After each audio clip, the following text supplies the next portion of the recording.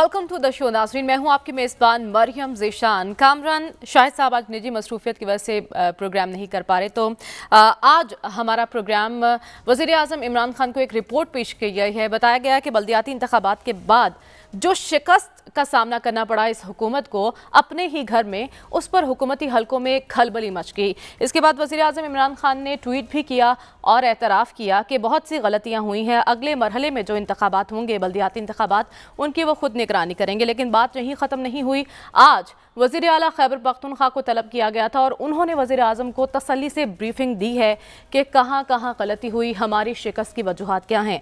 जो रिपोर्ट पेश की गई है उसके मुताबिक नाकिस कारकर्दगी पर गवर्नर, स्पीकर असद कैसर समेत 4 सूबाई वज़रा और 11 अरकान असम्बली शिकस्त के जिम्मेदार करार पाए गए हैं। एक तो महंगाई बड़ी वजह बताई गई, जो कि वज़रा की जानिब से बताई गई थी। उसके बाद बताया जा रहा है कि आपसी चपकलिश इख्तलाफात भी शिकस्त की बड़ी वजह बने हैं। टिकट्स की गलत तकसीम यानी मौरूसी सियासत, अपनों को नवाजा गया है, जो एक बड़ी वजह बताई गई है शिकस्त की। अब इस बात में कितनी सच्चाई है ये भी हम जान लेंगे, क्योंकि आज हमारे पैनल में मौजूद हैं सदाकत अली अब्बासी साहब, मुस्लिम लीग नून से हमारे साथ मौजूद होंगे डॉक्टर तारिक फजल चौधरी साहब, और तज्जियाकार lieutenant general retired Amjad Shoaib साहब हमारे साथ मौजूद है। तो हमारा आज का सवाल ये है, जो रिपोर्ट पेश की गई है मुबैना तौर पर, उस पर अब क्या कार्रवाई होगी? क्योंकि ऐसा कहा जा रहा है कि शो कॉज नोटिस जारी किए जाएंगे और कार्रवाई भी की जाएगी। इससे पहले भी वज़ीर आज़म इमरान खान ने कार्रवाई की बात की थी जब सेनेट इलेक्शन हुआ था और यूसुफ रज़ा गिलानी साहब फातह करार पाए थे। 16 मेंबर्स बताए जा रहे थे जो कि वज़ीर आज़म ने कहा था कि उनके बिके थे, लेकिन उनके खिलाफ कोई कार्रवाई नहीं हुई। तो अब कार्रवाई किस हद तक होगी और इसके असरात क्या होंगे, ये सवाल मैं अपने पैनल के सामने रखूंगी। लेकिन उससे पहले मौलाना साहब भी पीटीआई की शिकस्त की कुछ वजूहात बता रहे हैं, आइए वो सुन लेते हैं। जब हम कह रहे थे कि साहब हुकूमतें जाली हैं, इनकी धांधली की पैदावार हुकूमतें हैं, आज जब थोड़ा सा उन कुव्वतों ने अपना हाथ पीछे किया तो फिर अंजाम आपने सुबह खैबर पख्तूनख्वा में देख लिया या नहीं देख लिया। उनका हुकूमत, उनके वसाइल, उनके तमाम इंतजामिया, उनकी वजीरों की धमकियां, पूरा पेशावर, सारे एमपीए उनके, सारे एमएनए उनके, सारी ब्यूरोक्रेसी उनकी, और उसके बावजूद जब थोड़ा सा हाथ हटा और लोगों के लिए रास्ता छोड़ दिया गया, हशर नशर देखे या नहीं आपने?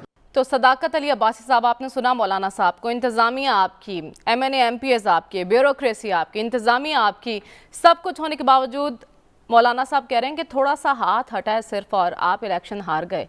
ऐसा ही है?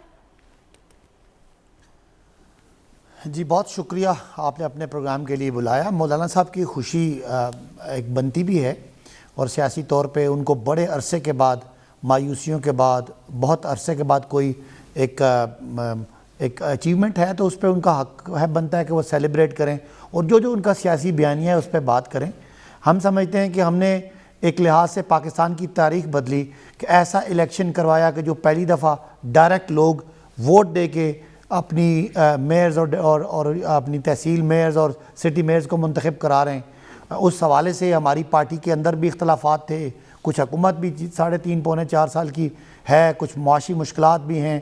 तो वो सारी वजूहात की बुनियाद पर अगर ऐसी कोई बात है तो फिर भी 17-18 सीटें पीटीआई ले जाती है, तो मौलाना साहब का तो बयानिया धड़ाम रह जाएगा। चलें, मैं आप मुझे बता दें, आपके बाकी जो पार्टिसिपेंट बता दें कि इस्लामाबाद से मौलाना साहब को कितने हज़ार वोट पड़ सकते हैं, पिंडी से, जेलम से, बाकी शहरों से उनको 200 वोट भी नहीं पड़ेंगे। ये उनका एक स्ट्रॉन्ग पॉकेट था और पीटीआई की गलतियां थी और उनको एक मौका मिल गया। तो चलें, 4 दिन की चांदनी खुश हो जाएं। अपने घर में ऐसी कारकर्दगी का सामना करना पड़ा है। जो कार्रवाई की बात की जा रही है उस पर किस हद तक अमल होगा? क्या शो कॉज नोटिस जारी होंगे एमएनए एमपीएस को? जहाँ तक घर की बात है तो आप लोगों का नॉर्मली, हमें जिस तरह मुस्लिम लीग नून को सेंट्रल पंजाब और पीपल्स पार्टी को सिंध का घर समझा जाता है, पीटीआई की जमात वाहिद जमात है जो पूरे मुल्क में है, हर सूबे में है, और 2 जो हमारी जो इकाइयाँ हैं जीबी और कश्मीर, वहाँ भी लीडिंग जमात है। तो हमारा ये एक स्ट्रॉन्ग होल्ड ज़रूर है, हमारा सारा पाकिस्तानी घर है, क्योंकि ना हम जाग पंजाबी जाग का नारा लगाते हैं, ना हम पख्तूनख्वा का नारा लगाते हैं, ना हम कोई सिंध का कोई सूबाई नारा लगाते हैं। तो हम एक कौमी पार्टी है, हमें अपनी शिकस्त का इदराक भी है, और फिर हमने ना कहा कि ये हुआ और वो हुआ और खलाई मखलूक और ज़मीनी मखलूक, हमने अपनी गलतियाँ मानी। अब ज़रूर जिन जिन लोगों की गलतियाँ हैं इंशाल्लाह सज़ा भी देंगे, पहले भी ऐसे हुआ था और इमरान खान साहब ने 2 दर्जन अपने टिकट होल्डर्स को फारिग कर दिया था। तो ये लेकिन पार्टी रिफॉर्म करने आई है। हमने देखा है आज वो सदाकत साहब, रिफॉर्म जब नजर आ रहे हैं। सेनेट के इलेक्शन सियासी का तौर मामला पे था तब भी कहा गया था कि हमारे 16 मेंबर्स बिके हैं और उनके खिलाफ कार्रवाई करेंगे, लेकिन कोई कार्रवाई होती नजर नहीं आई MNAs के खिलाफ। देखें कुछ बातें जो है, हम ये भी नहीं चाहते कि हम छोटे छोटे चोरों को सज़ा दे के तो बड़े चोरों को मुल्क उनके हवाले कर दें। कुछ पार्टी की मजबूरियां भी होती हैं, कुछ वो ठीक है, वक्त आएगा उनको सज़ा भी मिलेगी, लेकिन खुदा न खास्ता हम जो थोड़े थोड़े जिन्होंने पार्टी को नुकसान पहुँचाया है उनको हम सज़ा देते देते, जिन्होंने पूरे मुल्क की नैया डुबोई है, तो 25-30 साल मुल्क को लूटा है, मुल्क उनके हवाले भी तो नहीं कर सकते ना। यानी फिर आखिर अपनों के गुनाह माफ कर देंगे आप दूसरों को पकड़ने के लिए? नहीं, ये भी हमारे अपने हैं, ये भी हमारे अपने हैं, मैं ये नहीं कहता, लेकिन देखना पड़ता है कि किसी खुदा न खास्ता कोई अगर कोई हादसा होना होता है तो हादसा कोशिश करते हैं कि नुकसान कम से कम हो।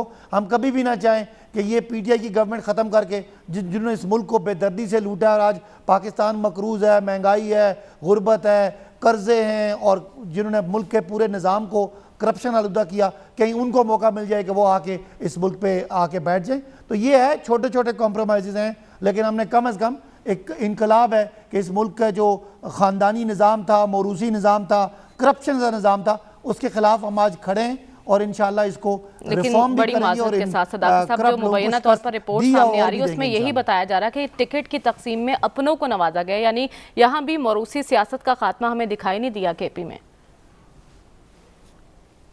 देखिए, पार्टी में अगर मौरूसी सियासत होती तो फिर वो भांजे भतीजे आज जीत जाते ना, और आज उनके खिलाफ कार्रवाई ना हो रही होती। अगर कहीं गलती होती है, गलती करते हैं लोग, यानी आप मान रहे हैं कि यहाँ मौरूसी सियासत को परवान चढ़ी है KP में? नहीं, अगर किसी ने अपने भांजे भतीजे को टिकट दिया और उसने दावा किया कि वो जीतेगा, आज वो नहीं जीता, तो आप देखेंगे कि इमरान खान एक्शन भी लेंगे।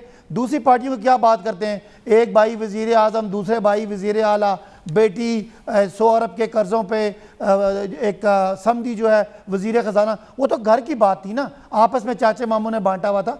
ये एक पॉलिटिकल पार्टी है और इसमें जहाँ जहाँ ये कंस्टिट्यूंसी बेस कोई ऐसी मौरूसियत थोड़ी बहुत नज़र आ रही है, उसको भी इंशाल्लाह उसका भी काला कामा होगा। लेकिन कुछ मजबूरियां भी होती हैं कंस्टिट्यूंसी की कि कुछ लोग जिनका एक स्ट्रॉन्ग होल्ड होता है उनको रखना पड़ता है। इतनी मजबूरी कोई नहीं है कि घर के भांजे भतीजे ख़त्म हो तो फिर पार्टी के लोगों का वक्त आए। तो ये पीपल्स पार्टी और नून में और हम में बड़ा फ़र्क है। बाकी साबित हो गया कि पीपल्स पार्टी को 1 सीट मिली है और नून को 2 मिली हैं। ये पार्टियां KPK में है ही नहीं। इनको तो आप मेरा ख्याल है इस टॉपिक पे डिस्कशन ही ना करवाएं, JUI को करवा लें, PTI को करवा लें, बाकी नून लीग और पीपल्स पार्टी को तो तारिक साहब हमारे साथ मौजूद हैं, उनसे पूछ लेते हैं वो इतने शादियाने क्यों बजा रहे हैं। तारिक साहब, आप लोगों के सिर्फ 3 सीटें हैं, कोई इतना बड़ा मार्का नहीं मार लिया आप लोगों ने, क्यों इतनी खुशियां मनाई जा रही हैं? क्या आप मौलाना साहब की जीत को अपनी जीत तस्वर कर रहे हैं? बिस्मिल्लाहिर्रहमानिर्रहीम, बहुत शुक्रिया आज की दावत का। देखें, सबसे पहली बात तो ये है कि इसमें कोई शक नहीं है कि बहुत सारी ऐसी सीटें हैं जहाँ पे मौलाना फजल रहमान साहब की अभी जो हालिया इनेकाद हुआ बल्दियाती इलेक्शंस का KPK में, उसमें हमने उनकी सपोर्ट की। बिलखुसूस जो भी पेशावर मेयर की सीट है वो हमारे एक तरह से मुतफ़िका कैंडिडेट थे जो हाजी गुलाम अली साहब के बेटे थे और वो मेयर मुंतखब हुए। अब उसमें सदाकत साहब ये नहीं बताएंगे कि वहाँ हमारे कुछ 6 MNA थे और 18 MPA थे और उनमें से कोई मेरा ख्याल है कोई 10 या 12 वज़रा हैं, एक सिर्फ पेशावर सिटी से, लेकिन इन्हें वहाँ इबरतनाक शिकस्त हुई। इस बात को वो तस्लीम नहीं करेंगे।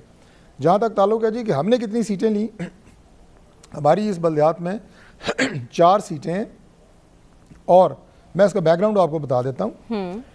पाकिस्तान तहरीक इंसाफ ने जो इंतखाबात का पहला मरला था उसमें उन अज़ला का इंतखाब किया, उन ज़िलों का इंतखाब किया जहाँ पे उनकी अक्सरियत थी और वो समझते थे कि हमें यहाँ से भरपूर कामयाबी मिलेगी। अब ये इनके लिए बहुत बड़ा एक शौक़ है कि पेशावर, बनू, कोहाट, मर्दान, ये वो अज़ला हैं जहाँ ये अपना स्ट्रॉन्ग होल्ड, अपना गढ़ समझते हैं। तो यहाँ से इन्हें इबरतनाक शिकस्त हुई है। मौलाना साहब जीत रहे हैं, ANP भी जीती है। पाकिस्तान मुस्लिम लीग नून ने इन अज़ला में जिनमें भी इस दफ़ा इलेक्शन हुए हैं, पिछले बल्दियात में हमारी 1 सीट थी, मानने वाली बात है कि हमारी वहाँ से सीट नहीं निकली। इसी तरह हमारा सिर्फ 1 MPA है वहाँ पे। अभी अगले मरहले में जो इंतखाबात होने 1 माह बाद, उसमें हमारा जो स्ट्रॉन्ग होल्ड है वो अज़ला सारे उसमें शामिल हैं, जिसमें मालकन डिवीजन है, जिसमें आपके एबटाबाद हैं, मानसरा है, बटग्राम, यानी ये हज़ारा डिवीज़न सारा शामिल है। हमारे 4 MNAs हैं वहाँ पे, 7 हमारे MPAs हैं। तो वहाँ से क्लीन स्वीप इंशाल्लाह पाकिस्तान मुस्लिम लीग नून करेगी। दीगर जगहों से भी आपको इंशाल्लाह अच्छे रिजल्ट्स मुस्लिम लीग नून के नज़र आएंगे। मजमूई तौर पे आपको हम एक वहाँ पे फ़ाल और एक कामयाब जमात के तौर पे नज़र आएंगे जब ये पूरा मरला इंतखाबात का ख़त्म होगा। दूसरी बात जो अभी भाई साहब कर रहे थे कि जी ये मूरसी सियासत, एक तरफ रिपोर्ट में लिखा जा रहा है कि मूरसी सियासत की वजह से आपके PK में हारे हैं और वो कह रहे हैं कि हम मूरसी सियासत वाली पार्टी ही नहीं है। दूसरी बात, अगर उन्हें ये नहीं पता करप्शन के ख़ात्मे के लिए वो आए हैं बकौल उनके, तो या तो उन तमाम इदारों की रिपोर्ट्स पढ़ लें पाकिस्तान से बाहर, जो बार बार ये कह रहे हैं कि पाकिस्तान में करप्शन में इजाफा हुआ है आपकी हुकूमत में। और अगर वो उन इदारों की रिपोर्ट नहीं पढ़ना चाहते तो फिर अपने कुलीग नूर आलम साहब जो इनकी जमात से मुंतखब MNA नूर आलम साहब से मिलें, वो उन्हें बताएंगे कि कहाँ कहाँ करप्शन है। वो TV पे बैठ के बरमला कह रहे हैं कि हमारे दौर में करप्शन में इजाफा हो रहा है, पाकिस्तान तहरीक इंसाफ की हुकूमत में सूबे में भी और मरकज़ में भी दबादब लोग पैसे खा रहे हैं। तो ये मेहरबानी करें, उनसे रब्ता करें। पाकिस्तान की आवाम बहुत अच्छे तरीके से जानते हैं कि रोज़मर्रा के मामूलात से ले के टॉप लेवल तक जो वज़रा काबीना के अंदर बैठे हैं वो किस तरह की मार धाड़ कर रहे हैं। वो सारे किस्से कहानियाँ अखबारात में, मीडिया, सोशल मीडिया हर हवाले से छप रहे हैं। फिर इंक्वायरीज़ हो रही हैं, आपके वज़रा के ख़िलाफ़ रेफरेंसेस नैब में मौजूद हैं, आज तक उनको कोई जवाब नहीं दिया जा रहा। यहाँ इस्लामाबाद में बैठे हैं, इस्लामाबाद और पिंडी के आगे पीछे एक रिंग रोड ने गुजरना था, वो मनसूबा आपके वज़रा के टा चढ़ा, पटवारी से लेके कमिश्नर तक आपने तब्दील किया है। एक वज़ीर आपके इस्तीफ़ा दे गए हैं, दूसरे वज़ीर सिर्फ इसलिए इस्तीफ़ा नहीं दे रहे कि उनके साथ 4 MNA हैं और 6 MP हैं, यानी हैवी वेट हैं, इसलिए आप उनसे इस्तीफ़ा नहीं ले पाए। तो ये कहानियाँ आप किसको सुना रहे हैं? आपके दवाइयों के स्कैंडल आप देख लें, आटा चीनी का स्कैंडल देख लें, जिन लोगों ने खर्च किया आपकी जमात के ऊपर। लेकिन तारिक साहब एटलीस्ट कार्रवाई तो कर रहे हैं ना, एक रिपोर्ट तो पेश की जाती है ना वज़ीर आज़म को, वो कार्रवाई की बात तो करते हैं ना। आपकी हुकूमत में किसके खिलाफ कार्रवाई हुई? मैं कार्रवाई पे भी आता हूँ कि वो मैंने कहा इन्वेस्टर्स जो इनकी पार्टी के ऊपर जब ये अपोजिशन में थे इन्वेस्ट करते रहे और उनके जहाज़ों को ये रिक्शों की तरह इस्तेमाल करते रहे, उन्होंने 2-3 अरब रुपया लगा दिया होगा, उस वक्त जमात पे खर्च कर दिया होगा। उसके बाद जब इनकी हुकूमत आई तो उन्होंने पैसा कैसे बनाया? चीनी से कम अज़ कम 2-300 अरब रुपया बना के वो चले गए। आप आटे का स्कैंडल देख लें, आप दवाइयों के स्कैंडल देख लें, इनसे लोगों ने FIA की रिपोर्टें उनके ख़िलाफ़ हैं। जब इनसे बात करें कहते हैं जी कार्रवाई होगी, कब होगी? 3 साल हो गए हैं। पकड़ें, सबसे पहले अपने घर से शुरू करें ताकि लोगों को पता चले कि आप कड़ा एहतसाब करने पे यकीन रखते हैं, शफाफ एहतसाब पे। आपने एहतसाब करना है सिर्फ अपोजिशन का, उसको आपने टारगेट किया हुआ है और आप एहतसाब के नाम पे बदतरीन इंतकाम ले रहे हैं अपोजिशन से। और आपने अपोजिशन के साथ इस तरह की लड़ाई शुरू की हुई है कि जैसे कोई ज़ाती दुश्मनी होती है। सियासी वज़ादारी, बर्दाश्त और तहम्मुल का एक कल्चर जो कि पॉलिटिकल पार्टीज़ में जब वो गवर्नमेंट में होती हैं उसमें तो नापैद है, वो तो आप में है ही नहीं। और आज ये जो आपको शिकस्त हुई है, बुनियादी तौर पे अवाम ने आपकी पॉलिसियों को मुस्तरद किया है, आपकी नालायकियों की वजह से आपको मुस्तरद किया है, आपकी मुबैना करप्शन की दास्तानों लेकिन तारिक साहब आप जितना मर्जी तनकीद का निशाना बनाए तहरीक इंसाफ को, एटलीस्ट इस बात का तो क्रेडिट दे देना कि इख्तियारात निचली सतह पर मुंतकिल करने के लिए उन्होंने इकदाम किए हैं। पहली बार डायरेक्ट वोट से आपका जो है सिटी मेयर मुंतखब हो रहा है, ये क्रेडिट तो देना आप तहरीक इंसाफ को। मैम, जहाँ तक ये बल्दियाती इंतखाबात पे, बल्दियाती नुमाइंदों पर यकीन रखते हैं, उसका आलम यह है कि जैसे ही 2018 में इनकी हुकूमत बनी, आपको पता है कि बल्दियाती इदारे मुल्क में मौजूद थे। पंजाब में 90% नहीं 95% ये जो हमारे चेयरमैन ज़िला काउंसिल्स हैं, तहसील काउंसिल्स हैं, वो पाकिस्तान मुस्लिम लीग नून के मौजूद थे। इन्होंने पहले 3 महीनों के अंदर उन बल्दियाती इदारों को मुअत्तल कर दिया, उड़ा दिया उन्हें। फिर वो बल्दियाती इदारे चले गए जनाब चेयरमैन सारे सुप्रीम कोर्ट, वहाँ से वो बहाल हुए। इन्होंने उनके दफ्तरों को ताला लगा दिया। फिर तौहीन अदालत की कार्रवाई हुई। चीफ सेक्रेटरी साहब या इनके जो इस्लामाबाद अपना पंजाब इंतज़ामिया के लोग थे, जब उन्हें तौहीन अदालत में सुप्रीम कोर्ट ने बुलाया तो तब इन्होंने मेयर्स को और चेयरमैन हजरात को दफ्तर खोल के दिए। ये इनके मोहब्बत है बल्दियाती इदारे और उनके मुंतखब अफराद से, और इख्तियारात को निचली सतह पर मुंतकिल करने का कोई मोहब्बत नहीं है। ये सिर्फ़ और सिर्फ जो इलेक्शन कमीशन ऑफ पाकिस्तान है, ये उनका मैंडेट है वो ये बल्दियाती इंतखाबात करवा रहे हैं। और मैं आपको ये भी बता दूं कि जो रिजल्ट आया है KPK में, उसके बाद ये भागने की कोशिश करेंगे इस्लामाबाद के बल्दियाती इलेक्शन से, ये भागने की कोशिश करेंगे पंजाब के बल्दियाती इलेक्शन से। लेकिन मुझे पूरा यकीन है कि इलेक्शन कमीशन ऑफ पाकिस्तान अपना किरदार अदा करेगा और ये बल्दियाती इलेक्शन मुल्क भर में होंगे, ये मज़ीद एक्सपोज होंगे और लोग इन्हें इतनी बुरी तरह मुस्तरद करेंगे कि अगले जनरल इलेक्शन में आप देखेंगे इनकी ज़मानतें ज़ब्त होंगी। ठीक है, अभी हमें ब्रेक पर जाना है, हमारे साथ रहिएगा।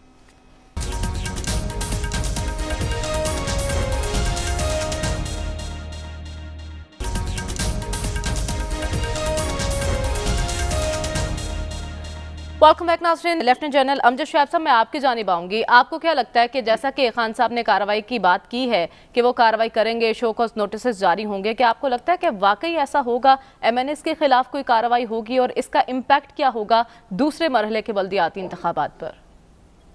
बिस्मिल्लाहिर्रहमानिर्रहीम।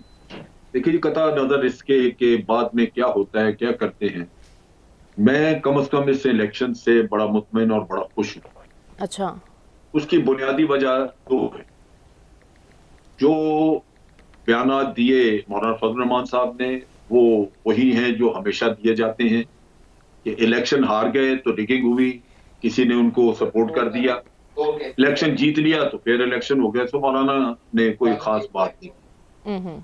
लेकिन PTI ने पहली दफा, आप समझिए कि अपने अंदर झांकना शुरू किया है कि हमने क्या गलतियां की। अगर ये भी वही रवैया रखते जो हमारा आम पॉलिटिकल रवैया है पॉलिटिकल पार्टीज का, तो फिर इनसे भी हम यही सुनते कि जी मौलाना ने पैसे बांटे हैं, मौलाना ने ये कर दिया, वो कर दिया। ये इतना बड़ा जुल्म है इस मुल्क के साथ, इतना दुख है कि जब हम इलेक्शन जीते, हम कोई भी इलेक्शन फेयर नहीं हुआ। हर इलेक्शन में लोगों ने अपने अपने इस्तेहाद के मुताबिक हेराफेरियां की हैं। लेकिन ये जो कलेक्टिवली इलेक्शन हार के एक पार्टी दूसरे पर डालती है कि जी फलां ने इसको ये किया, फलां ने मदद की, मेरा ख्याल है वो बयानिया इनको छोड़ देना चाहिए। हकीकतन हर किसी को अपने अंदर झांकना चाहिए कि हमने क्या किया, जो आज ये PTI कर रही है। और मुझे बड़ी तवक्को है कि अगर इन्होंने अपने आप को खंगाला, अपनी गलतियों को उन्होंने ठीक करने की कोशिश की जो दूसरी पार्टियां नहीं कर रही, तो ये जरूर उठेंगे किसी वक्त। लेकिन अगर इन्होंने भी इसी तरह छोड़ दिया कि ज़बानी कलामी तो बातचीत कर ली लेकिन अपनी गलतियां ढूंढ के उनके तवज्जो नहीं दी, तो फिर ये भी उसी गड़े में जाएंगे। तो इसमें एक बेहतरी तो मुझे ये नजर आई है कि कम से कम एक पॉलिटिकल पार्टी ऐसी है जो अपनी शिकस्त का मलबा दूसरों पे नहीं डाल रही। ठीक। और वो कोशिश कर रही है कि अपने आप को बेहतर करे। अगर वो बेहतर करेगी, एक्चुअली उसको रिजल्ट मिल जाएंगे जो दूसरों ने नहीं किया। बाकी रही बात ये कि अब हम लोग उसके ऊपर तब एतराज करें अगर ये लोग अपनी गलती ना मानते, वरना तो हम इनको गिनवा देते कि इनकी गलतियां क्या है। आज मौरूसी सियासत का इन्होंने बहुत कहा हुआ था। मौरूसी सियासत जो है वो ठीक है, खान साहब के लेवल पे नहीं हुई, लेकिन नीचे तो मौरूसी सियासत हुई है और बड़ी मजबूरी है क्योंकि वो हैवीवेट्स हैं। वो लोग इनको आके नाचने चबवाते हैं, वो कहते हैं जी मेरे बेटे को भी दो, आप टिकट दो, फलां को भी दो। तो ये इनको इससे जान छुड़ानी होगी। अगर नहीं छुड़ाएंगे तो दूसरों को भी मौरूसी सियासत का फिर ताना देना मुश्किल हो जाएगा।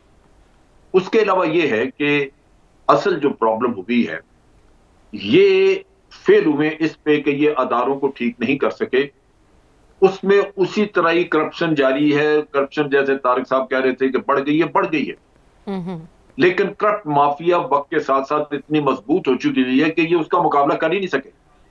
एक भी शख्स को अगर ये मेगा करप्ट को सजा दिलवा लेते तो मैं समझता कि इन्होंने कोई जहाद किया, इन्होंने कोई काम किया। ये किसी को सजा नहीं दिलवा सके।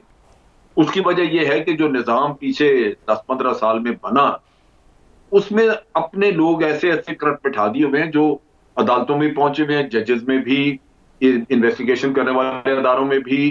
तो इन्होंने जड़ से नहीं पकड़ा चीज को ठीक करने के लिए जो जरूरत थी, और अगर पकड़ भी लेते हो तो शायद करप्ट माफिया इनको जीने न देती, इनको उठा के बाहर मारते, क्योंकि वो इतनी ज्यादा मजबूत है कि ये लोग उसका मुकाबला करने के हल नहीं है, कर नहीं सकते।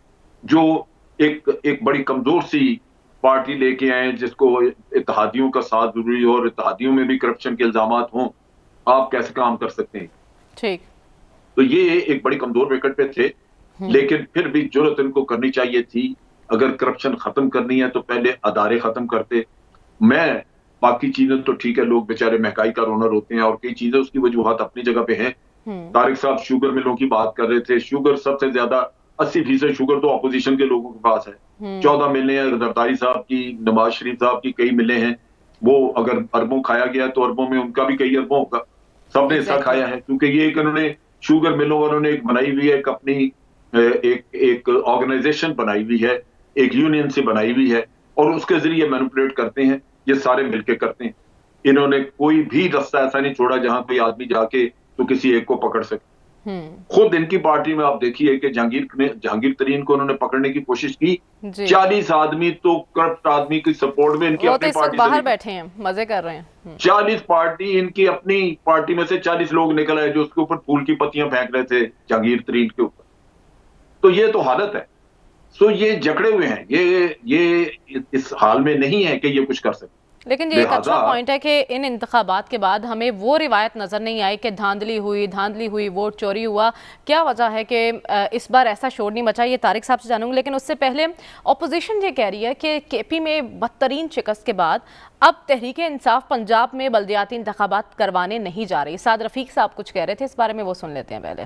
खैबर पख्तूनख्वा में वोट की ताकत से पीटीआई की सियासी तदफीन हुई और अभी ये अमल शुरू हुआ। अवामी अदालत का मूड ये बता रहा है कि सुनामी वापस जा रही है और सुनामी आती भी कुछ वक्त के लिए है। मेरा ख्याल है कि पंजाब में बल्दियाती इंतखाबात अगर हुकूमत के बस में हुआ तो वो तो नहीं कराएगी, क्योंकि वो उनको वारा नहीं खाते, लेकिन हुकूमत ये रिस्क कभी नहीं लेगी। सदाकत साहब, आपने सुना साद रफीक साहब को, वो कह रहे हैं कि अगर हुकूमत के बस में हुआ तो वो नहीं कराएगी। महंगाई एक बड़ी वजह केपी में सामने आई शिकस्त की, और यहाँ आप लोग मिनी बजट लाने की भी तैयारी कर रहे हैं, यानी एक महंगाई का नया तूफान आएगा। तो क्या आप लोग तैयार हैं, कॉन्फिडेंट हैं पंजाब में इंतखाबात करवाने के लिए? अच्छा, मैं बड़ा हैरान हूँ कि हमें ये कह रहे हैं कि इलेक्शन हुआ जिसमें अपने आप को ये भी कौमी पार्टी समझते हैं, हमें भी कौमी पार्टी समझते हैं, नेशनल लेवल की पार्टी हैं, और ये समझते हैं कि ये बहुत बड़े इनकी को मकबूलियत है। तो मुझे हैरत होती है मुस्लिम लीग नून वालों पे कि 17 सीटें जीतने वाली पार्टी मुस्तरद हो गई है, तो 2 सीटों वाली पार्टी जो है वो तो बिल्कुल ही मतलब गड़े में गिर गई है।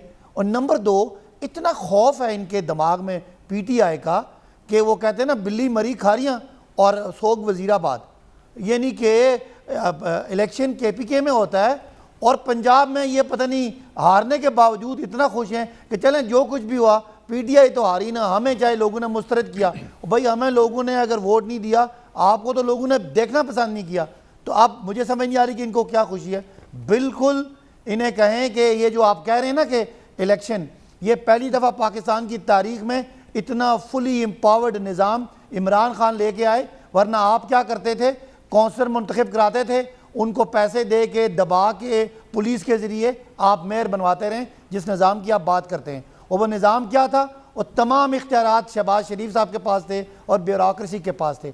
आज ज़रा चेक करें कि पाकिस्तान की तारीख में मजबूत तरीन बल्दियाती निज़ाम, भले हम हार जाएँ, भले हमें वोट कम पड़े, लेकिन पाकिस्तानी अवाम की नज़र में हम जीत गए हैं, जमहूरियत जीती है। जाके चेक करें ज़रा कराची में, सिंध में, पीपल्स पार्टी जो आपकी पार्टनर रही है, पार्टनर इन क्राइम हमेशा, चेक करें उसने क्या निज़ाम दिया है। आज लोग मुजाहरे कर रहे हैं कि सिंध में जो निज़ाम है वो तमाम निज़ाम, वो सिंध बिल्डिंग कंट्रोल अथॉरिटी, वो उनका सिंध वाटर बोर्ड, जहाँ वो टैंकर माफिया है, जहाँ वो बिल्डिंग माफिया है, वो तमाम इख्तियारात सूबाई हुकूमत के पास हैं और लोकल हुकूमतों को उन्होंने कुछ दिया ही नहीं है। तो तारिक साहब आप वक्ती तौर पर खुश हो जाएँ, हम पंजाब में भी आ रहे हैं और आप तो हैं ही पंजाब में, आप तो कहीं हैं ही नहीं, पंजाब में भी आ रहे हैं, लोकल गवर्नमेंट का सिस्टम भी आ रहा है और इंशाल्लाह ये इनकलाब जारी रहेगा। रही बात मौरूसियत की, अगर पीटीआई में कहीं मौरूसियत है तो बात होती है, आपकी पार्टी में तो जुर्रत ही नहीं है, कोई नवाज शरीफ साहब के सामने मौरूसियत की क्या बात करेगा, जो मौरूसियत का मंबा है,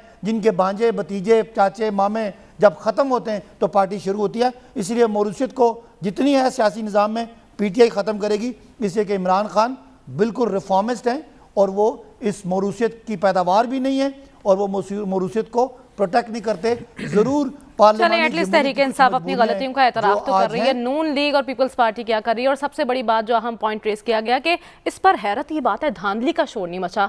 क्या वजह है? हर जगह आप लोग कहते हैं कि इनकी अपनी मशीनरी, इदारे इनके अंडर हैं, इंतज़ामिया इनके अंडर है, यहाँ पर इनके अपने घर आप लोगों ने कहा कि यहाँ पर धांधली नहीं हुई क्योंकि आप लोग जीत गए, ये रिवायत क्यों है? इसी पर बात होगी इस ब्रेक के बाद। Stay with us. Welcome back नाज़रीन। डॉक्टर साहब, आपके लिए सवाल छोड़कर गई थी। जहां पर तहरीक इंसाफ हार जाए वहां आपको धांधली नजर नहीं आती, जहां आप हार जाए वहां आप लोगों को धांधली नजर आ जाती। क्या वजह है? ये कैसे मुआवजा हो गया? सिर्फ 3 सीटें जीती आप लोगों ने, लेकिन इस बार आप लोगों ने धांधली का शोर नहीं मचाया। देखिए, धांधली का शोर उसी वक्त मचता है जब धांधली होती है, और धांधली उस वक्त होती है जब ये सारी चीज़ें मैनेज की जाती हैं।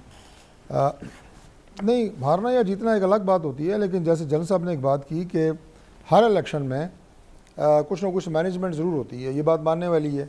लेकिन अब चूँकि हम सारे इलेक्शन लड़ने वाले लोग बैठे हैं, मैनेजमेंट की भी मुख्तलिफ़ किस्में होती हैं और मुख्तलिफ़ लेवल के ऊपर होती है। बाज़ मैनेजमेंट ऐसी होती है जो कैंडिडेट अपने लेवल के ऊपर करते हैं, हलकों के अंदर कोशिश करते हैं, कहीं पे दूसरे उम्मीदवार के जहाँ उनके कुछ स्ट्रॉन्ग होल्ड है अगर किसी एक उम्मीदवार का, ख़ास तौर पे जो हमारे देही हलके हैं वहाँ पे ब्रदरीज़म है, अपने अपने स्ट्रॉन्ग आपके इलाके हैं जहाँ आपके स्ट्रॉन्ग होल्ड होते हैं, वहाँ पे दूसरे के आप पोलिंग एजेंट्स को ना बैठने दें, लोगों को डराएं धमकाएं, ये इस तरह की धांधलियाँ कैंडिडेट्स करने की कोशिश करते हैं। फिर एक बड़ी मैनेजमेंट होती है जो 2018 के इलेक्शन में तहरीक इंसाफ को करके दी गई है। वो जो है मैनेजमेंट, वो पूरा पाकिस्तान जानता है कि कैसे सारे उम्मीदवार तमाम पार्टियों के जो लोटे थे वो पाकिस्तान तहरीक इंसाफ में पहले शामिल हुए, कैसे हुए, जहाज़ भर भर के आए। उसके बाद जनाब इलेक्शन से पहले जो प्री पोल एक सूरत हाल पैदा की गई, एक पूरी कैंपेन चली। इलेक्शन वाले दिन हमारे जो पोलिंग एजेंट्स थे खैबर से कराची तक एक ही मतलब आपको एक पैटर्न नज़र आता है, उन्हें निकाल दिया जाता है, घुसने नहीं दिया जाता, उन्हें दीवारों से लगा के जनाब वोटों की गिनतियाँ हो रही हैं। रात को कैंडिडेट कोई जीता हुआ है, सुबह कोई जीता हुआ है। तो ये कहना जनाब कि ये चीज़ें बच सकती हैं, छुप सकते हैं, ये मुमकिन ही नहीं है। ये बिल्कुल ऐसे ही है कि जैसे कोई भी सरकारी मुलाजिम किसी ब्यूरोक्रेट का नाम ले लें, वो अगर ये समझता हो, कोई पॉलिटिशियन ये समझता हो कि वो किसी से पैसे लेगा और वो किसी को पता नहीं लगेगा और वो करप्शन करेगा और वो बच जाएगा और वो बदनाम नहीं होगा, लोगों को पता नहीं, ये ऐसा नहीं होता। जब भी इस तरह की कोई इर्रेगुलरिटी होती है वो ज़रूर पता लगती है और वो अवामुन्नास को पता होती है। जनरल साहब ने जो बात की कि जी इदारों के अंदर नक्स मौजूद हैं, बिल्कुल ठीक है, हमारे जो इंसाफ के तकाज़े वो पूरे नहीं हो पाते। वो सिर्फ एक हमारा ये सिस्टम जो करप्शन को रोकने वाला है उसका भी, अदरवाइज़ भी आप देखें कि जो लड़ाई झगड़े हैं, कत्लो गारतगरी है, यानी 18-18 साल 20-20 साल कत्ल के फैसले नहीं होते। सामने दिन दिहाड़े को बंदा मर्डर हुआ, तो ये मारने वाले का भी 3 सालों में तो नहीं हुआ था, आपकी हुकूमत में भी ऐसा ही था। तो ये है नहीं, मैंने ये नहीं कहा कि ये इनकी हुकूमत में 3 सालों में ये निज़ाम है, ये तो पिछले कई दिहाइयों पर मुश्तमिल ये एक सिस्टम है। जैसे आरिक ने थोड़ा बहुत बदलने की कोशिश की, बेहतरी लाने की कोशिश की, अनफॉर्चुनेटली हम नहीं ला सके। ठीक, अनफॉर्चुनेटली आज पाकिस्तान के अंदर अगर कोई ये कहे कि उसे इंसाफ की कोई उम्मीद है इस सिस्टम से, वो नहीं है। और मौजूदा हालात में हालात बदतरीन हुए हैं, बद से बदतरीन हुए हैं। ठीक, जैसा कि ये कहा अभी मैंने भी, जनरल साहब ने माना इस बात को कि करप्शन है। अब ये एक स्लोगन है पाकिस्तान तहरीक इंसाफ का कि हम जनाब करप्शन को रोकने के लिए हैं, हम करप्ट को पकड़ने के लिए हैं। लेकिन ये कैसी हुकूमत है कि जिसमें करप्शन में इजाफा हो रहा है? जनरल साहब ने कहा शुगर मिलें, हमारी शुगर मिलें बंद पड़ी हैं। जनरल साहब, मियां नवाज शरीफ साहब की शुगर मिलें बंद पड़ी हैं, शायद कोई एक आध कहीं चल रही हो, लेकिन हमारी कोई, वो सुप्रीम कोर्ट के ऑर्डर पर बंद है। और पता नहीं वो, और जो पिछले दौर में चीफ जस्टिस साहब थे, मुझे उन्होंने चले छोड़े, खैर वो बात और हो जाएगी कि क्या क्या बुला के हमें क्या क्या कहा जाता रहा जब हमारी अपनी हुकूमत थी और उसके ख़िलाफ़ क्या क्या चीज़ें हुई हैं, क्या क्या साजिशें हुई, उन पर अगर मैं बात करूँगा तो बात बहुत लंबी हो जाएगी। लेकिन ये बदकिस्मती है कि इदारे मौजूदा दौर में ज़्यादा मफलूज हुए हैं, ज़्यादा डिसइंटीग्रेट हुए हैं, कमज़ोर हुए हैं, लोगों का एतमाद इदारों के ऊपर मज़ीद कमज़ोर हुआ है। और उसके बाद जो उनकी रोज़मर्रा की ज़िंदगी है, बाइंग कैपेसिटी उनकी ख़त्म हो गई है, 3 वक्त की रोटी लेना उनके लिए मुश्किल हो गया है, बच्चों की दवाइयाँ, बच्चों की स्कूल की लेकिन फीस आप भी देनी एतराफ़ कर रहे हैं कि हम भी कोई इतनी बेहतरी नहीं ला सके। तो इस तरफ मैं सदाकत साहब आपकी जानिब आऊंगी। मिनी बजट की तैयारी हो रही है और 360 अरब से ज़ायद का मिनी बजट है, लेकिन आप लोग पार्लियामेंट के बजाय ऑर्डिनेंस के जरिए लाने का फैसला किया। हमें याद है जब खान साहब अपोजिशन में थे तो बड़ी तनकीद किया करते थे कि वज़ीर आज़म साहब ऐवान में नहीं आते, असम्बली में नहीं आते। अब जब आप लोग इक़्तिदार में है तो वज़ीर आज़म साहब ऐवान में आना दूर, आप लोग तो कोई बिल भी ऐवान में नहीं लेकर आ रहे। क्या वजह, क्यों पार्लियामान को फ़ाल नहीं किया जा रहा? देखिए मरियम, आप जो इतनी बातें कर रही हैं ये सारी अंदाज़ों पे वो आप और ख़बरों पे हैं। आखिरी जो हमारा इजलास हुआ था उसमें वज़ीर आज़म 2 दिन पार्लियामान में रहे थे, जब हमने एक और इनकलाबी एक कदम किया इस इलेक्शन को। डॉक्टर साहब ने भी कहा कि धांधली होती रही और उसको कोई ख़त्म नहीं कर सका। हमने एक बड़ा स्टेप लिया कि यूज़ ऑफ टेक्नोलॉजी के लिए कानून साजी की। उसमें वज़ीर आज़म मौजूद थे, जहाँ वज़ीर आज़म की ज़रूरत होगी वज़ीर आज़म पार्लियामान में होते हैं। ये वाहिद वज़ीर आज़म है तारीख़ में जो शायद हफ्तावार कैबिनेट का इजलास करते हैं। आपको पता है माजी में तो ये था कि 3-4 बंदे बैठ के मुल्क के फ़ैसले करते थे, वो अपने घर में ही किचन में बैठ के तो गपशप हो जाती थी और मुल्की फ़ैसले होते थे। आज आपका बाकायदा तौर पे हर हफ्तावार कैबिनेट का इजलास होता है, जिससे पहले ज़ाहिर है समरी सर्कुलेट होती हैं, उससे तो ऑर्डिनेंस क्यों ला रहे हैं? ऑर्डिनेंस के जरिए क्यों लाना चाह रहे हैं? पार्लियामेंट में क्यों नहीं लेकर जा रहे हैं? मैं इस पे आ रहा हूँ। तो ये सारी चीज़ें ऑर्गेनाइज तरीके से, अगर किसी चीज़ का भी कोई ऑर्डिनेंस आएगा तो उसको पार्लियामेंट में, ये भी जमहूरी तरीका है कि अगर आपको असेंबली का इजलास प्रैक्टिस में नहीं है, प्रोग्रेस नहीं है, तो आप ले आएँ और फिर 120 दिनों में उसको पार्लियामान ने, लेकिन आप तो असेंबली का इजलास बुला चुके हैं ना, एक दफ़ा बुला के फिर वरना वो कानून नहीं। सुने ना, मेरी बात सुने ना, अगर जब ये ऑर्डिनेंस आएगा तो फिर तो मैं जवाब देने की पोजीशन में हूँ। अब आपकी खबर है, मैं चैलेंज नहीं करता, लेकिन अभी तक तो कोई ऐसा फैसला नहीं हुआ कि अगर कोई आपका जो कोई मनी बिल में कोई तब्दीली करनी है कि नहीं करनी, क्या और टैक्स लगाने हैं कि नहीं लगाने हैं, या एक्सपेंसेस कम करने हैं कि नहीं करने। वो तो ऑलरेडी हमारा जो हमारा रेवेन्यू है वो टारगेट से ज़्यादा है। हो सकता है जो एक खसारे का जो टारगेट मिला हुआ है उस खसारे को हम वैसे ही कवर कर जाएं बगैर किसी तब्दीली के। ये सारी वो क्या सराहियाँ हैं, अभी तक ऐसा कोई फ़ैसला नहीं हुआ जो हमें कन्वे किया गया हो। बहरहाल फाइनेंशियल डिसिप्लिन लाने के लिए अखराजात में और आमदनी में जो गैप है उसको कम करने के लिए हुकूमतों को तकलीफ दे फैसले करना पड़ते हैं। हमारी खाली इस जो हमने पिछले 3 सालों में $12.5 अरब हमने बैरूनी दुनिया को कर्ज़ों की शक्ल में वापस किया, और साल का हम 3,000 अरब रुपया सूद में दे रहे हैं जो इन्होंने कर्ज़े लेके इस मुल्क पे चढ़ाएं। तो आज अगर मुल्क मुश्किलात में है तो आपके पिछले जो 2 दहाइयाँ गुजरी हैं जिसमें पाकिस्तान की जो अपनी मईशत की मंजिल थी, पाकिस्तान उससे वो पीछे हटा और एक मईशत को सियासत के रंग में चलाया गया और कोई मुस्तकबिल की फिक्र नहीं की गई। तो आज जो मुश्किलात है उसकी वजह बड़ा ज़बरदस्त आपका आर्ग्यू है कि जो भी हुआ है वो पिछली हुकूमतों की वजह से हुआ है। जनरल साहब, आपकी जानिब में आऊँगी। मिनी बजट आवाम के लिए तो दर्द सर है ही, इस वक्त हुकूमत के लिए भी दर्द सर बना हुआ है। ऑर्डिनेंस के जरिए लाना चाहते हैं, पार्लियामेंट में नहीं लेकर जा रहे। देखिए, मेरा ख्याल है मनी बिल तो उनको पार्लियामेंट में ले जाना होगा, उसकी गालिबन लीगल हैसियत चैलेंज हो जाएगी अगर ये नहीं लेके जाएंगे पार्लियामेंट में, क्योंकि मनी बिल जो है अगर वो फेल हो जाए तो अमूमन गवर्नमेंट जो है वो कोलैप्स कर जाती है। तो ये कहना जो उसको ऑर्डिनेंस के जरिए नाफज करेंगे वो फिर वो मिनी बजट नहीं होना चाहिए, वो इक्का दुक्का कोई अगर कोई लेवीज लगाना चाहते हैं कोई। असल इशू यही है कि जब आपकी आमदन जो है उससे आप अपना अखराजात पूरे नहीं कर सकते तो फिर आपको कोई ना कोई टैक्सेस लगाने पड़ते हैं। हुकूमतें जब मिनी बजट लेके आती हैं तो वो कोई अवाम के फायदे के लिए नहीं होता कि जी अवाम को फला देनी याद आ गई अब लिहाजा उसके लिए मिनी बजट जाएगा, वो नहीं होता। यही है कि उनकी अपनी रिक्वायरमेंट होती है कि उनको बजट में किरत आ रही है तो नेचुरली जहां कमी है वो पूरी करने के लिए नए टैक्सेस या नया कुछ लेके आएंगे तो मिनी बजट आ जाएगा। लेकिन ये कहना कि इसको ऑर्डिनेंस के जरिए करेंगे, मेरा ख्याल है कि ये लीगली पॉसिबल नहीं होगा। तारिक साहब बेहतर जानते होंगे, मैं तारिक साहब की चूंकि कॉन्स्टिट्यूएंसी से हूँ, मेरी रहायश इन्हीं की कॉन्स्टिट्यूएंसी में है, तो तारिक साहब ने कहा जी कि जो कैंडिडेट्स हैं वो मैनेज करते हैं। मैं बात एक चीज का मालकिया कह सकता हूँ कि तारिक साहब ने मुझसे कभी वोट नहीं मांगा। अच्छा, तो ये इनको सोचना चाहिए कि आइंदा ये इधर भी रुक करें। इनको आपसे उम्मीद ही नहीं थी वोट की जनरल साहब। लेकिन जनरल साहब, आपको नहीं लगता कि पंजाब के बल्दियाती इंतखाबात पर इस मिनी बजट का कोई असर होगा? वोट इसलिए नहीं मांगा, मैंने आपसे वोट इसलिए नहीं मांगा कि मुझे पूरा यकीन है कि आप मुझे वोट डालेंगे। जिसमें यकीन होता है उससे वोट नहीं मांगा जाता। नहीं, मुझे पता है आपने डाला है मुझे। तो आपका वोट किस तरफ होगा ये तो यकीनन आप हमें नहीं बताएंगे। अमजद साहब, आप हमें ये बताएंगे कि पंजाब के बल्दियाती इंतखाबात पर क्या असर छोड़ेगा ये मिनी बजट? देखिए, अगर तो महंगाई बढ़ती है तो नेचुरली आम आदमी को इससे गर्ज नहीं है कि उसके मुजबरात क्या हैं, कहां से आया, क्या हुआ। उसकी अपनी जिंदगी जो है वो महदूद वसाइल की वजह से तंग होना शुरू हो जाती है, तो नेचुरली वो हुकूमत को ही उसका मुर्द इल्जाम ठहराता है और होगा। ये बजट में आप देखेंगे, अगर आपने पेट्रोल की कीमतों के ठीक है, तो बारे अगर में मिनी बजट लाती है हुकूमत तो महंगाई का एक तूफान आएगा और इसका यकीनन असर होगा हुकूमत की कारकर्दगी और इसका खमियाजा बल्दियाती इंतखाबात में भुगतना होगा। अभी हमें ब्रेक पर जाना है, हमारे साथ रहिएगा।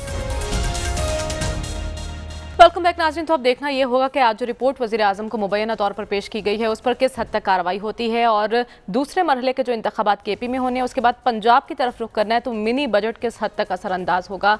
यकीनन महंगाई का तूफान आएगा तो आवाम वोट के जरिए अपना जवाब देंगे और अपना बदला लेंगे। आज के प्रोग्राम से हमें इजाज़त दीजिए। अल्लाह हाफ़िज़।